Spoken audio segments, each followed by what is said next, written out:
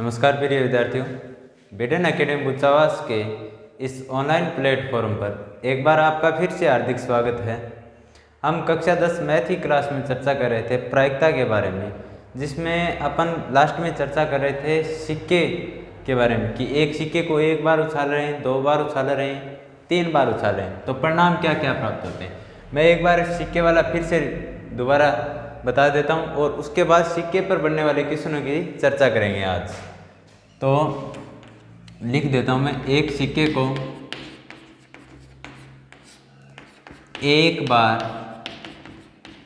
उछालने पर कुल संभव परिणाम, कुल संभव परिणाम आपको याद होंगे कितने आए थे? 2 आए थे। कौन कौन से परिणाम थे? कुल संभव परिणाम इस प्रकार से अपन ने मंझला कोष्ठक के अंदर लिखे थे, हेड और टेल। फिर क्या कर रहे थे? एक सिक्के को 2 बार उछाल रहे थे या 2 सिक्कों को 1 बार उछाल रहे थे। 2 सिक्कों को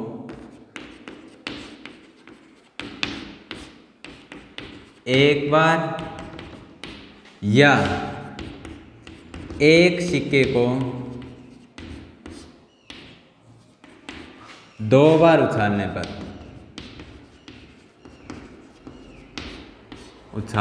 क्या लिखा? 2 सिक्कों को एक बार या एक सिक्के को 2 बार उछालने पर कुल संभव परिणाम, कुल संभव परिणाम कितने आए थे?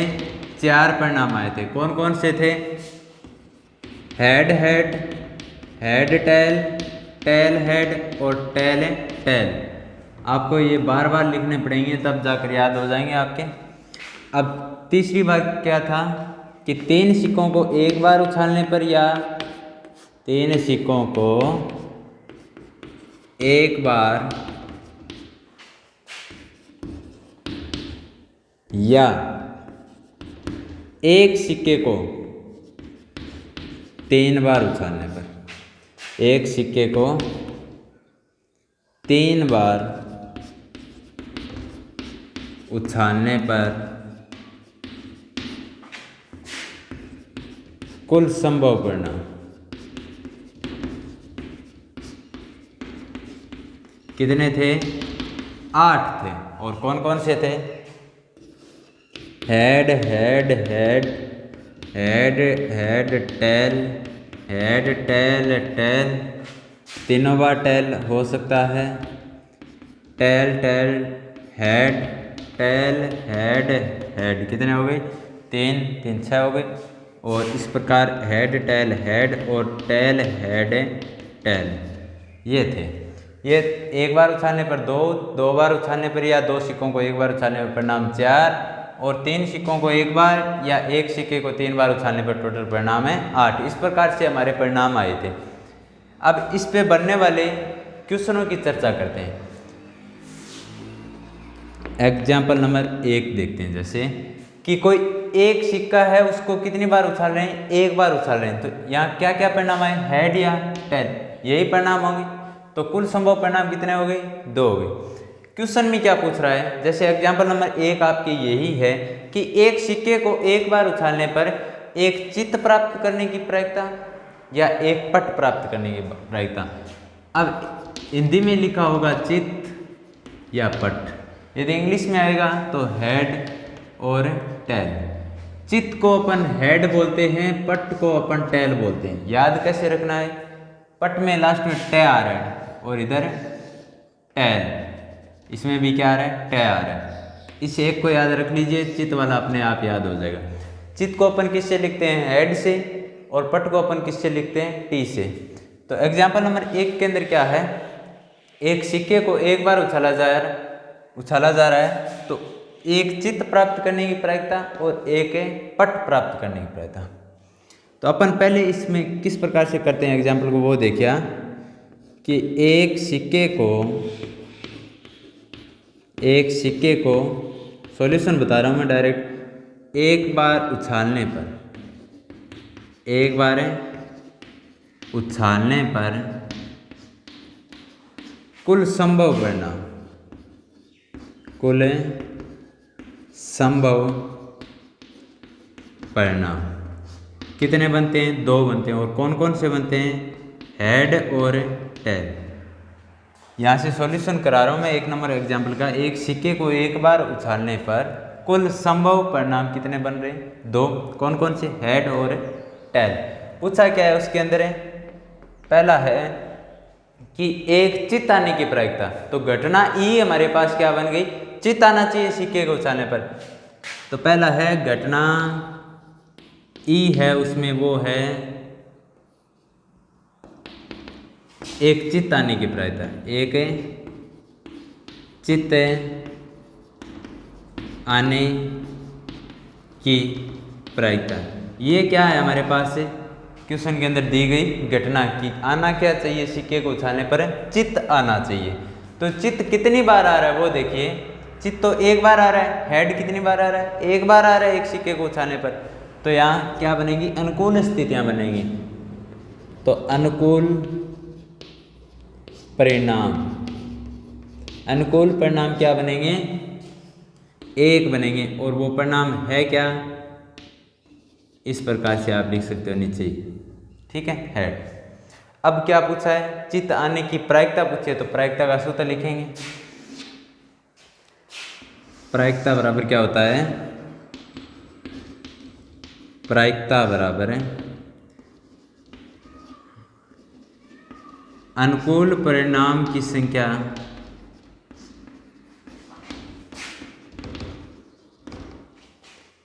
बटा कुल संभव परिणाम की संख्या। तो प्रायिकता को अपन पी से रिप्रेजेंट करते हैं। और पी क्या चीज़ है यहाँ कि घटना ई है वो एक चित्त आने की प्रायिकता है। घटना ई क्या है? एक चित्त आने की प्रायिकता बराबर क्या हो जाएगा? अनुकूल परिणाम की संख्या। अनुकूल परिणाम हमने कितने निकाले? 1। क्योंकि एक सिक्के को जब एक बार उछाला जाता है तो उसके परिणाम बनते हैं हेड और टेल, जिसमें हमारी कंडीशन ये थी कि सिक्के को उछालने पर आना क्या चाहिए? चित्त आना चाहिए या हेड आना चाहिए। कितनी बार आ रहा है? एक बार आ रहा है। तो अनुकूल परिणाम कितने हो गए? 1 हो गए बटा कुल संभव परिणाम। एक सिक्के को जब एक बार उछालते हैं तो कुल संभव परिणाम कितने बनते हैं?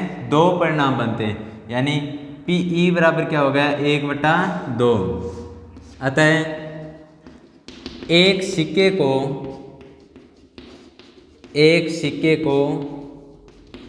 एक बार उछालने पर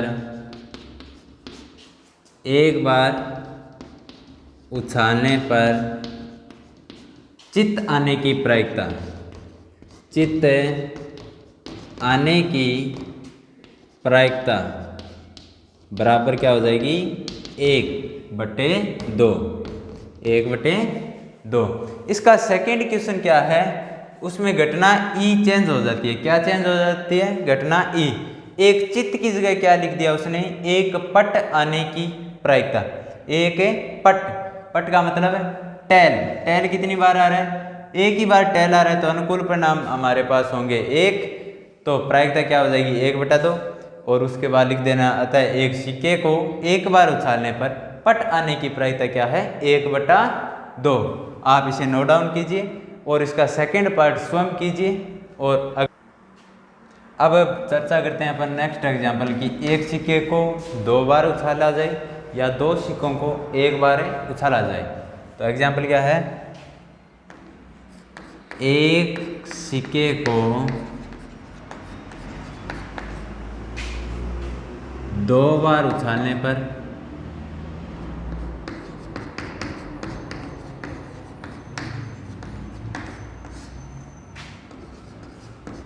या 2 सिक्कों को एक बार उछालने पर कुल संभव परिणाम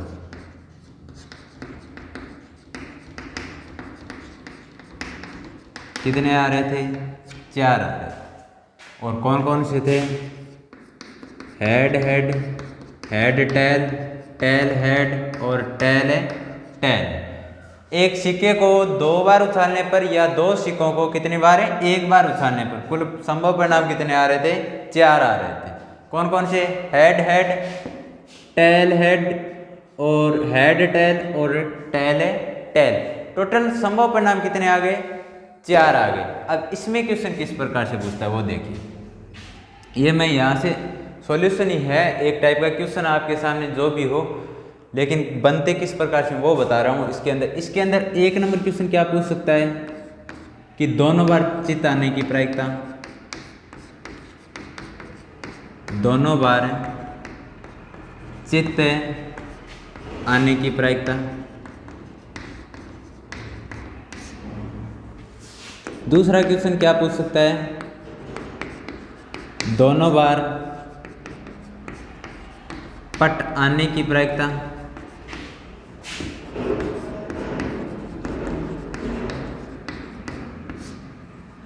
तीसरा क्वेश्चन क्या पूछ सकता है?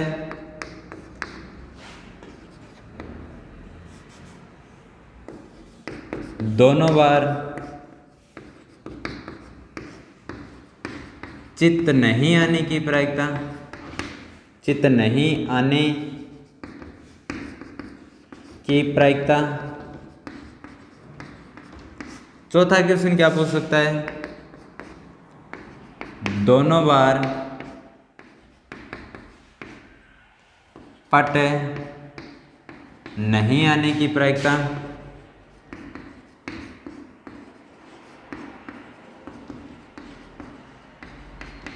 चार क्वेश्चन हो गए। चौथा क्वेश्चन आ गया। पांचवा क्वेश्चन देखिए। अब ये क्या थे कि दोनों बार चित्त आ रहा है या नहीं आ रहा है। अब क्या है? कम से कम एक चित्त आने की प्रायिकता, चित्त आने की प्रायिकता।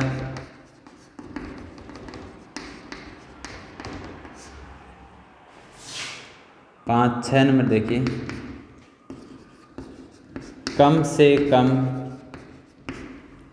एक पट आने की प्रायिकता, एक पट आने की प्रायिकता।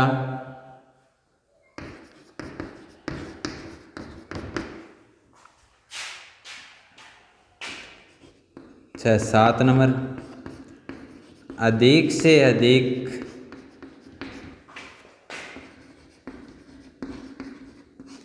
एक चित्त आने की प्रायिकता। सॉरी, पहले कम से कम वाला कर लो। कम से कम एक चित्त नहीं आने की प्रायिकता, एक चित्त नहीं आने की प्रायिकता। कम से कम एक चित्त नहीं आने की प्रायिकता।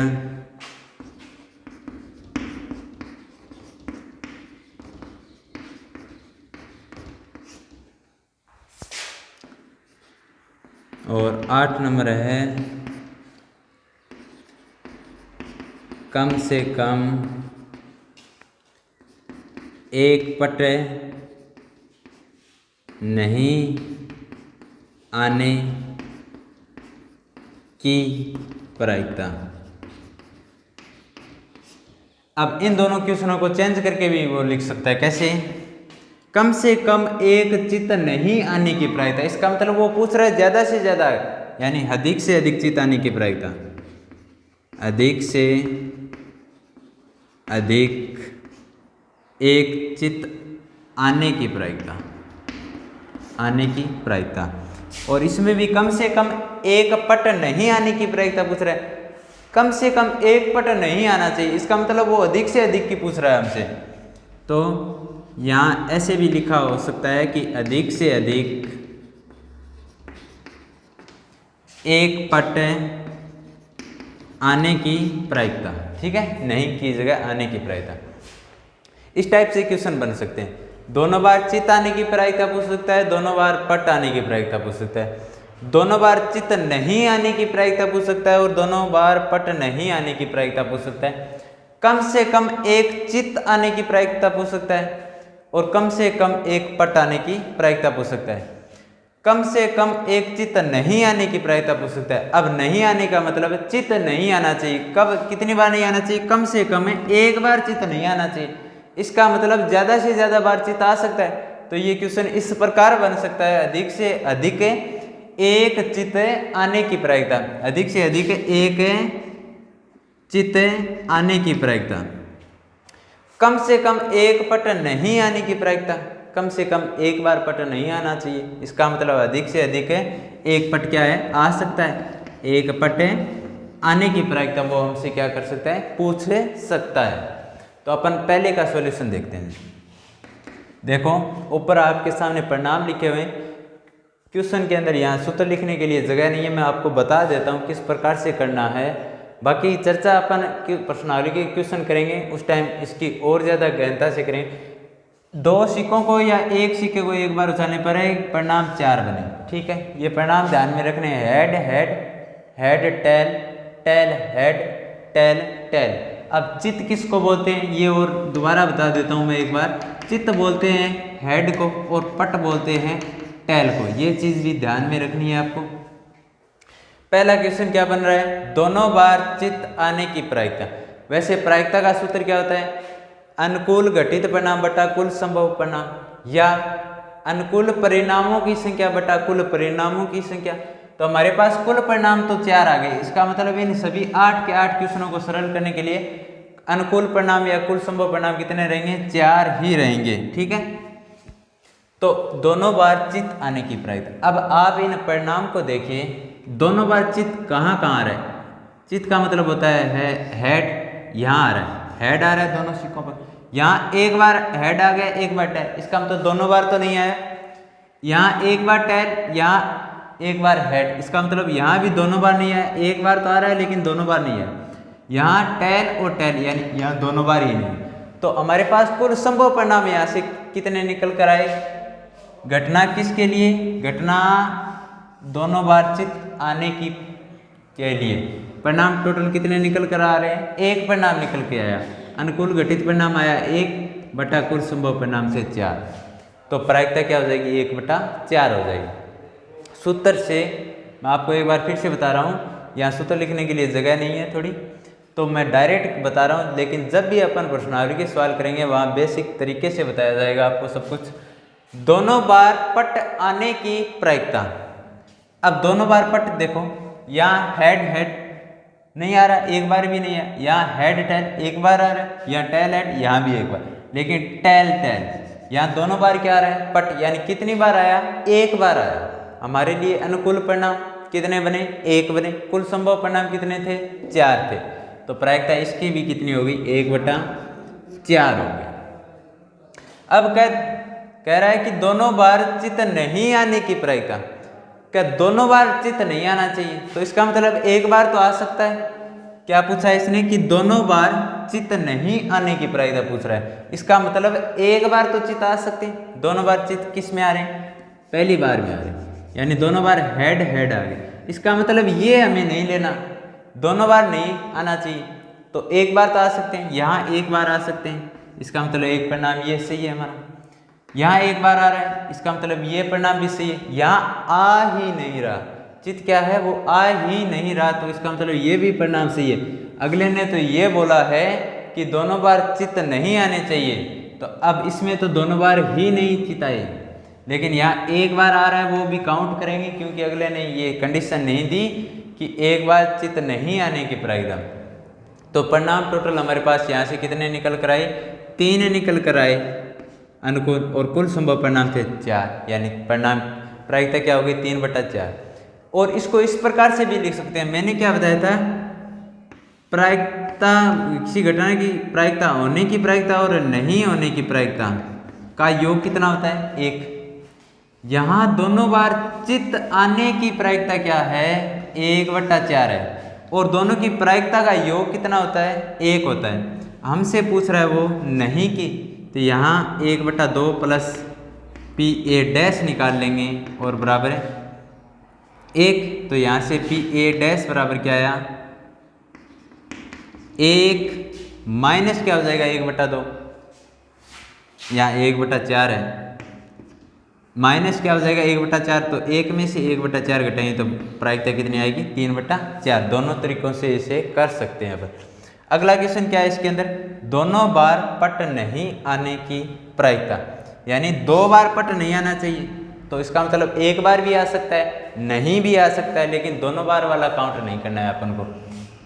तो परिणाम देखिए, हेड हेड दोनों बार ही पट नहीं है, यानी टेल नहीं है, इसका मतलब ये परिणाम हमारे लिए परफेक्ट है। इसमें 1 बार तो है लेकिन 1 बार चित आ रहा है, तो ये भी परिणाम अपन काउंट करेंगे, ये भी काउंट करेंगे। इसमें देखो टेल टेल, यानी दोनों बार क्या आ गए पट आ गए, तो ये परिणाम अपन काउंट नहीं करेंगे। तो इसकी प्रायिकता क्या बनेगी 3/4, यानी अनुकूल घटित परिणाम बटा कुल संभव परिणाम में मान रखेंगे तो क्या आएगा 3/4 आएगा।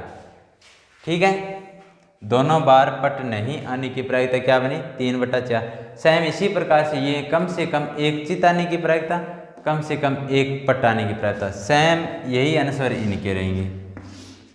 और कम से कम पूछ लिया 1 चित नहीं आने की प्रायिकता, तो 1 में से 3/4 को क्या कर देंगे घटा देंगे, तो 1/2 इसका मान आ जाएगा, 1/2 इसका मान आ जाएगा। इस प्रकार से तो 2 सिक्कों को 1 बार उछालने पर या 1 सिक्के को 2 बार उछाल रहे हैं, उसमें ये क्वेश्चन पूछ सकता है। अब अपन थोड़ी चर्चा करेंगे डाइस के बारे में। अब पासे की चर्चा करेंगे। पासे के ऊपर अंकित नंबर क्या क्या होते हैं, 1 हो सकता है, 2, 3, 4, 5 और 6। इस प्रकार से 6 संख्याएं क्या होती हैं उसके ऊपर अंकित होती है। अब क्वेश्चन हमारे 2 ही टाइप के हैं पासे के ऊपर, या तो पासे को 1 बार उछालेगा या एक पासे को 2 बार उछालेगा। तो पहले अपन चर्चा कर लेते हैं एक पासे को 1 बार उछालने। एक पासे को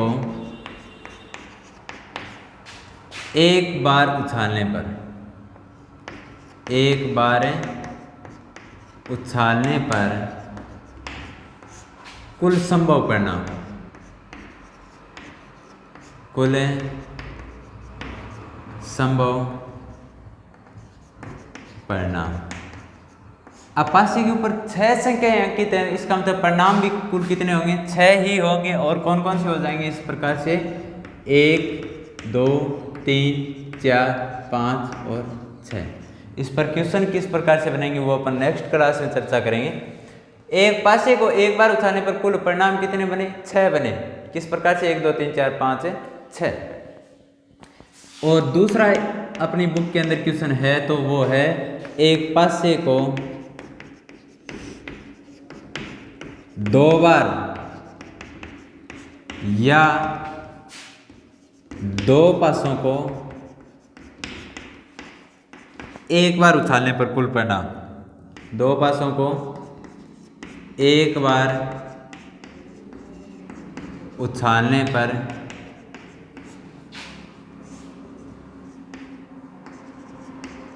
कुल संभव परिणाम। बस या तो पासे को 1 बार उछालेगा या 2 बार उछालेगा। 2 बार उछालेगा तब परिणाम कितने होंगे 36। वो देखिए किस प्रकार से, ये परिणाम आपको ध्यान में रखने बहुत जरूरी है। एक पासे को 2 बार उछालें या 2 पासों को 1 बार उछालें, परिणाम टोटल कितने आएंगे 36 आएंगे। किस प्रकार से परिणाम लिखे जाते हैं वो देखिए। मान लो कि पहले पासे के ऊपर हमारे पास 1 प्राप्त हुआ और दूसरे पर भी कितना प्राप्त हुआ 1 प्राप्त हुआ। ठीक है, पहले पासे पर भी 1 प्राप्त हुआ, दूसरे पर भी कितना हुआ 1 प्राप्त हुआ, कॉमा पहले पासे पर भी 1 रहा लेकिन दूसरे पासे पर अब की बार क्या आ गया 2 आ गया। इसी प्रकार पहले पर 1 रहेगा लेकिन दूसरे पासे पर 3 आ गया। इसके बाद भी पहले पासे पर 1 रहेगा लेकिन दूसरे पर 4 आ गया, फिर 1 5 हो गया, फिर 1 6, यानी पहले पर 1 लेकिन दूसरे पर 6 आ गया। इस प्रकार से उछाल रहे हैं। ठीक है, अब दूसरी बार देखिए तो पहले पासे पर मानकर चलो 2 आ गया अब की बार, लेकिन दूसरे पासे पर क्या है 1 ही है। इसी प्रकार अब 2 को रखना है 6 बार कि 2 आया पहले पासे पर लेकिन दूसरे पर 2 हो गया, फिर 2 आया लेकिन दूसरे पासे पे 3 आ गया, उसके बाद 2 4 आ गया, 2 5 आ गया, 2 6 आ गया। इसके बाद पहले पासे पे 3 आ गया, फिर 1 आया, 3 2 आ गए, 3 3 भी आ सकते हैं, 3 4 भी आ सकते हैं, 3 5 भी आ सकते हैं, 3 6 भी आ सकते हैं। इसी प्रकार पहले पासे पे अब की बार 4 आ गया लेकिन दूसरे पर 1, पहले पर 4 दूसरे पर 2, पहले पर 4 दूसरे पर 3, पहले पर 4 और दूसरे पर भी 4, पहले पे 4 दूसरे पर 5 और पहले पर 4 और दूसरे पर 6। अब देखिए अब की बार पहले पासे पर आ गया 5, दूसरे पर आ गया 1, फिर पहले पर 5 दूसरे पर 2, फिर पहले पर 5 दूसरे पर 3, फिर पहले पर 5 और दूसरे पे 4, फिर पहले पे 5 और दूसरे पर भी 5 और फिर पहले पर 5 और दूसरे पर 6। और इस प्रकार से अंतिम परिणाम बन रहे हैं वो हैं पहले पर 6 दूसरे पर 1, पहले पर 6 दूसरे पर 2, पहले पर 6 दूसरे पर 3, 6 4 6 5 और 6 6। इस प्रकार से हमारे पास टोटल परिणाम कितने आ सकते हैं 36। कब है जब एक पासे को कितनी बार उछाल रहे हैं 2 बार या 2 पासों को कितनी बार उछाल रहे हैं 1 बार। ये था पासा। अब पासे के अंदर क्वेश्चन किस प्रकार से पूछता है वो देखिए आप। पासे के अंदर यदि 1 बार उछाल रहा है तो इसमें क्वेश्चन किस प्रकार से पूछ सकता है, या तो पूछेगा कि सम संख्या आने की प्रायिकता, या पूछेगा विषम संख्या आने की प्रायिकता, या पूछेगा वो अभाज्य संख्या आने की प्रायिकता, या क्या पूछ सकता है जैसे इस प्रकार से पूछ सकता है 4 से छोटी, 4 या 4 से छोटी, 4 से बड़ी, 4 या 4 से बड़ी। 4 की जगह अन्य नंबर ले सकता है, 1 ले सकता है, 2 ले सकता है, 3 ले सकता है, क्योंकि उसके पास टोटल संख्याएं कितनी हैं 6। लेकिन इस टाइप के क्वेश्चन में कभी आपसे ये पूछ ले कि 0 आने की प्रायिकता, तो 0 यहाँ नहीं है, यानी ये क्या हो गया अब असंभव घटना हो गई। 0 क्या है असंभव घटना, 0 नहीं आ सकता इन संख्याओं में, कहीं नहीं दिखाई दे रहा है, तो इसका मतलब इस प्रायिकता योग 0 हो जाएगा। इसमें वो किस प्रकार के क्वेश्चन पूछ सकता है हमसे कि समान अंक आने की प्रायिकता, समान अंक आने की प्रायिकता, जैसे 1 1 2 2 3 3 4 4 5 5 6 6। दोनों पासों की संख्याओं का योग, दोनों पासों की संख्याओं का योग कुछ भी ले सकता है, जैसे 12 ले लिया, 11 ले लिया, 10 ले लिया, 7 ले लिया। इस प्रकार से आने की प्रायिकता, यानी जैसे 12, 6 और 6 को जोड़ने पे कितना आ रहा है 12 आ रहा है, तो 12 आने की प्रायिकता बताओ। कभी बोल देगा 8 आने की प्रायिकता बताओ, कभी 7 आने की प्रायिकता बताओ। इस प्रकार से अपन करेंगे इस टाइप के क्वेश्चन को। तीसरा इसमें से क्वेश्चन पूछे तो वो किस प्रकार से पूछ सकता है, समान अंक आ गया, दोनों पासों की संख्या आगे, गुणनफल का पूछ सकता है कि दोनों पासों पर प्राप्त संख्याओं का गुणनफल, संख्याओं का गुणनफल, जैसे मान ले 36 आए, 12 आए, 24 आए। इस प्रकार से पूछ सकता है कि इनमें से प्रायिकता बताओ कि दोनों पासों पर प्राप्त संख्याओं का गुणनफल है 36 आए, जैसे 6 को 6 से गुणा करने पे 36 आ रहे हैं, तो इनकी प्रायिकता हो जाएगी 1/36, और किसी भी अंक पे नहीं आ रहे। जैसे 6 का पूछ लिया तो 1 गुणा 6 6 आ रहे हैं, 2 गुणा 3 6 आ रहे हैं, 3 गुणा 2 6 आ रहे हैं, 6 गुणा 1 भी 6 आ रहे हैं, और है क्या इसके अलावा और नहीं है, तो 4/36 यानी 1/9 हो गया। तो इस प्रकार से इसमें क्वेश्चन पूछता है वो। तो अपन ने आज की क्लास में सिक्के के ऊपर क्वेश्चन किए और डाइस के बारे में बेसिक जानकारियाँ प्राप्त की। नेक्स्ट वीडियो में अपन पढ़ेंगे ताश की गड्डी के बारे में, और उसके बाद अपन क्वेश्चन करेंगे किताब में दिए हुए। तो आज की क्लास में इतना ही पढ़ेंगे, तब तक के लिए थोड़ी बहुत किताब से जानकारी प्राप्त कीजिए। आप बेसिक थ्योरी भी पढ़ने का प्रयास कीजिए और वीडियो को ज़्यादा से ज़्यादा शेयर कीजिए। धन्यवाद।